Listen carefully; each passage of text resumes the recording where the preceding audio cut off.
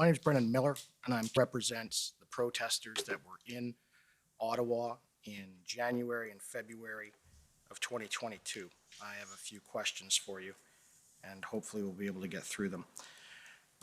Ma'am, you had just mentioned, and I'm glad you did, the rule of law. What's your understanding of the rule of law? That laws are obeyed in the country of Canada, provincial, federal, and municipal laws. Right.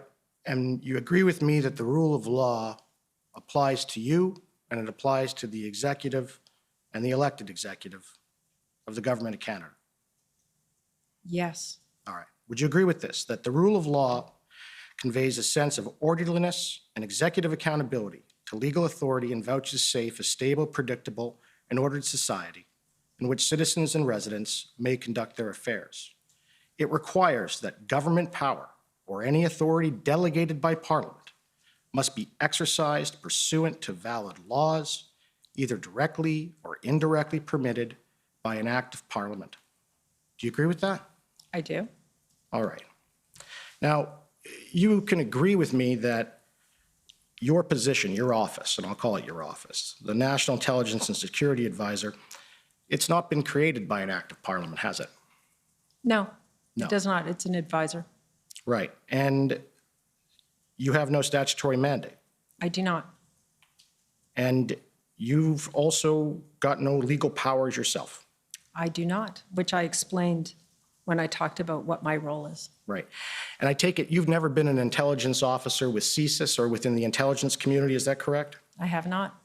And you've never been an intelligence analyst with CSIS or in the intelligence community, is that correct? That is correct. All right. So you said in your evidence that you didn't feel that you were getting the proper intelligence or updated intelligence from law enforcement or from CSIS, or weren't getting enough of it. Is that fair? I didn't say that about CSIS. All right. So you were satisfied with the intelligence you received from CSIS? I was.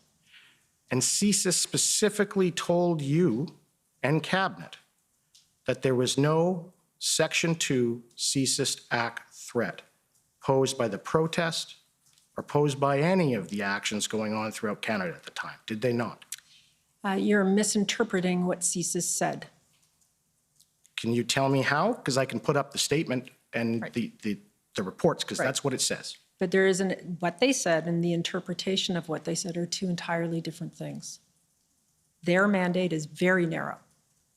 And so Section 2 of the CSIS Act is about the work that CSIS does and the intelligence they collect. And they said they are not the only arbiters of what is a national security threat in this country. Okay. And so very true that they said that vis-a-vis their particular act. Right. And the thing is you agree with me that the CSIS Act, the meaning of security threat to Canada, is incorporated directly into the Emergencies Act, correct? You're going to receive legal briefs on the Emergencies Act and the legal interpretation, and I'm not a lawyer. My understanding is that the Emergencies Act is assigned the meaning as defined in the CSIS Act, but is not limited by the CSIS Act. Well, I don't know how that could be, but we can agree to disagree. But you agree that the Emergencies Act, on its own reading, and I put this to the Deputy Minister, you understand that it requires reasonable grounds that a Section 2 CSIS Act threat exists. I don't agree. That's what it says. No, it says it assigns meaning as the language is defined in the CSIS Act. But again, you'll get legal arguments. Right, I understand. So you're saying that the CSIS Act and Section 2 of the CSIS Act, which is incorporated into the Emergencies Act, means something different when you're looking at it. No, that's not what I've said. So what do you mean? I mean that in terms of the Emergency Act, the governor and council can consider more broadly than the intelligence collected by CSIS in determining a national security threat or situation or a public order emergency. I understand that, but that you do agree that the 4 grounds of types of threats in Section 2 of the CSIS Act are what is in fact required to have been found. No, I don't agree. So it can go beyond what the Act says, which is a threat to the security of Canada. There are other definitions of threats to the security of Canada, as we saw earlier. Right, but not in the legislation. The Emergency Act allows for the Governor and Council to make a broad decision about public order emergencies. That's not what it says, but you can agree with me. I think that this is an argument to have with lawyers. Well, I understand that. So let's go through then just what Section 2 of the CSIS Act says, and I'll just ask you a couple of questions about the grounds. And we've already heard from every law enforcement official, as well as we have these statements from CSIS and evidence, that they didn't have reasonable suspicion that any of this was taking place. So I take it that you can agree with me that you didn't have any evidence with you before Cabinet or even considered of any espionage or sabotage against Canada that is detrimental to the interests of Canada or activities directed towards or in support of such espionage or sabotage, right? That's been discussed, yes. Right, and so that, there was no evidence of that you considered No. in your assessment. And you could agree with me that there's no evidence of foreign influenced activities within or related to Canada that are detrimental to the interests of Canada, are clandestine or deceptive, or involve a threat to any person, correct? There were threats to people. Right, by email and Twitter, right? I would submit that in the social media era, you cannot ignore threats against officials and public office holders just because they are on social media. That would be inexcusably negligent. Right, but that's up to the police to deal with, or is that a national emergency? It depends on the situation in the context in which those threats arrive. Okay, can we please bring up document ts.nsc.can.001 000000206 underscore rel 0001.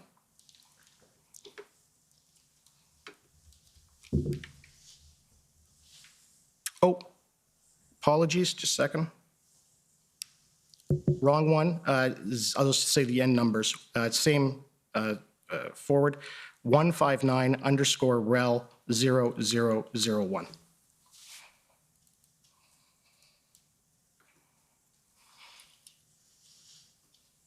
Okay, so I take it that you're familiar with the CSIS assessment that they provided on the Freedom Convoy in downtown Ottawa, right?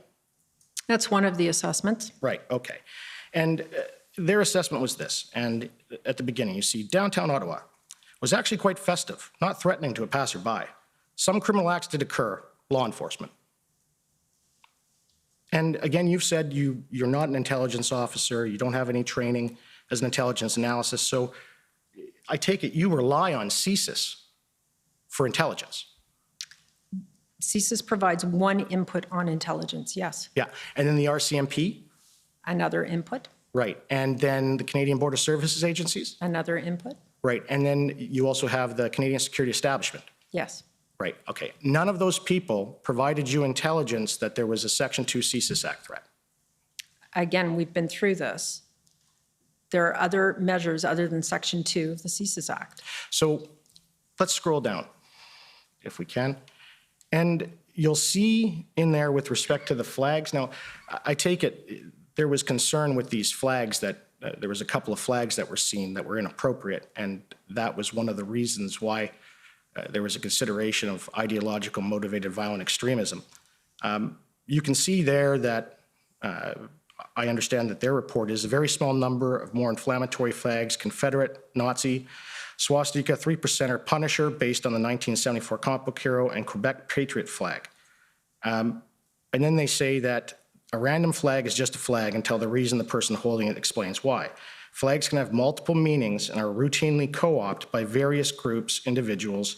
No way of connecting those views holding flags with any online content. The presence of 3% flags, for example, does not necessarily mean that members of the 3% are in attendance. And that was the intelligence you were given. That's part of the intelligence we were given. That's intelligence that can be released. Okay. So what do you mean intelligence can be released? So, Well, there's Section 38. right, I understand that. But why don't we scroll down? Now, this is important. And you know that CSIS does, in fact, because there's no reason, you don't need a law to look at what's online or open source intelligence, that it's open source intelligence. Anybody can look at it without a law authorizing it. Can you agree with that? No, the reality is that open source intelligence has to be anonymized so that we are not targeting specific people who are not under investigation. So it's not quite as simple as you're depicting it. Well, ma'am, again, there's no privacy interest for Canadians on things they post online. Anybody can go on and read it, right? You know that. Yes, but the privacy commissioner and the privacy laws of this country are such that they cannot then their information cannot be scraped and be part of an assessment writ large. There has to be boundaries around that. Around its distribution. No, around its analysis and collection. Right, and that's and why storage. And that's why we have units in the RCMP that do that. Some of it, yes. Right, so you have the, I believe it's called the IMCIT unit. That's all they look at, is they look at online violent rhetoric and assess it. For criminal purposes, yes. Right, and so for violent rhetoric, what are your other purposes other than criminal purposes?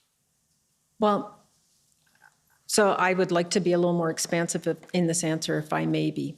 An analyst looks at a piece of information for very specific issues. When we, as people advising, and it's my deputy minister colleagues and I, to advise the cabinet and decision makers on the threat, the confidence in government institutions, the rhetoric, we have to look more broadly than at specific elements as described here. Someone should kill the PM. Wouldn't it be great if someone killed the PM? That says something. And it's not just random because they can't identify it to an individual and it doesn't say the day, doesn't mean it doesn't matter. So what are you looking for? Are you looking that the government without warrants is allowed just to go and look into metadata? No, that's what I just said to you. Yeah, so I just said to you here's that the we thing. should not be doing that, and so we have to find a legal framework for it. We are actually violently agreeing. Okay, well, that's good. So, and we agree that we should follow legal frameworks. We should, and I believe there is a gap in the legal framework. And you agree we should follow the legal framework in the Emergencies Act, right? And we have. Okay. And then can I just show you that part up there? CSIS assessed this, and Excuse me, we've never established the date of this document. Can we see what it's dated, please? Freedom Convoy 2022, it's an assessment of CSIS. I believe it's been referred to in the statement. It's from your production. I assume that it's relevant and material. I'm not arguing that. I'm just asking to establish if there's a date Okay. on the document, perhaps at the last page. No, but I understand that, and the witness has accepted that this was one of the assessments that was before cabinet. So, Well, no, I didn't say it was before cabinet. I said it was produced. okay. And I believe it was before the I convoy understand. arrived. So the CSIS had assessed the anonymity of the online space allows individuals to post commentary that they would not normally say in public. Many of the posts in this space are best articulated as shit posting. Confirmation bias. Strategic analysis must be driven by direct evidence collection and assessments as opposed to a reliance on social media posting, lacks context, and where the poster bias may not be considered. So that had been given to you by CSIS, and do you not agree with that? I believe that it is an analysis done by an analyst, and that is the National Security and Intelligence Advisor to the Prime Minister. When I see social media posts growing in number and aggressiveness of language that says somebody should kill the PM or somebody should kill the DPM, I have reason to be concerned beyond what the analyst is concerned about. Okay. So I'm just going to run over very briefly what I understand your position is. And your position as National Security Advisor. I've managed to find the policy with respect to your position. So if you can agree with the following, this is what you are to do. The National Security Advisor to the Prime Minister and Associate Secretary to Cabinet assists the clerk and provides information, advice, and recommendations to the Prime Minister as follows. As Associate Secretary to Cabinet, he or she can act on the clerk's behalf on any of the policy and operational issues that come before the Privy Council. As National Security Advisor to the Prime Minister, he or she ensures the effective coordination of Canada's security and intelligence community, and together with the Deputy Ministers of National Defence, is responsible for the communication security establishment. The National Security Advisor also oversees the provisions of intelligence assessments to the Prime Minister, other ministers, and senior government officials. The National Security Advisor to the Prime Minister is supported by 2 secretariats via the Foreign and Defence Policy Advisors to the Prime Minister, Security and Intelligence, and International Assessment Staff. That's what your job is. That's an old version of the job description. There's been some changes to it since then, but sure. Right. But you are not in the business, or your department is not supposed to be in the business of actually collecting intelligence yourself. We don't collect intelligence ourselves. But I thought you'd said that it was looked at, you were setting up your own bureau or what have you to look at online rhetoric and do your own open source intelligence. What I said is that there is no one doing that in a broad sense. I saw it as a gap. I need to do something about it. I don't have the legal mandate right now to do it. The OSINT document you saw previously is all obtained through legal means as an analysis. What we need is we need a unit in PCO or public safety that is more akin to the Foreign Intelligence Assessment Unit that takes covert and overt information and makes assessments. We don't have that domestically. It is a gap. I don't have a solution for it yet, and I won't be the sole person who decides whether it happens or not, but it is something that we need to look at, and I'm exploring. That's my job. Why would you need that outside of the civil service, who are governed by legislation that collect intelligence? It would be part of the civil service, just like the Foreign Intelligence Assessment Unit is part of the civil service. Right, but the Foreign Intelligence Service, like the International Assessment Staff and Foreign Intelligence Service, you had the information from them, I take it, when the cabinet made this decision, did you not? They were assessing foreign intelligence, not domestic intelligence. And domestic intelligence was being assessed by the RCMP. Who assess also foreign intelligence. Right.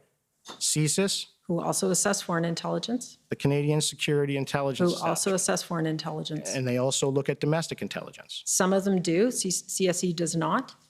So just as those units all have mandates to collect and do some assessment, we see that raw intelligence and we make assessments of it on the foreign side. I would like an equivalent on the domestic side. I don't have that now. I believe it is a gap. So why is what the RCMP does already doing that with their reports? They have 2 sets. They have the IMVE assessments online. They have the ONSIT assessments online. Why is that not good enough for you? Because I would like to look at, just as we do with foreign intelligence, all the various pieces in totality rather than institution by institution.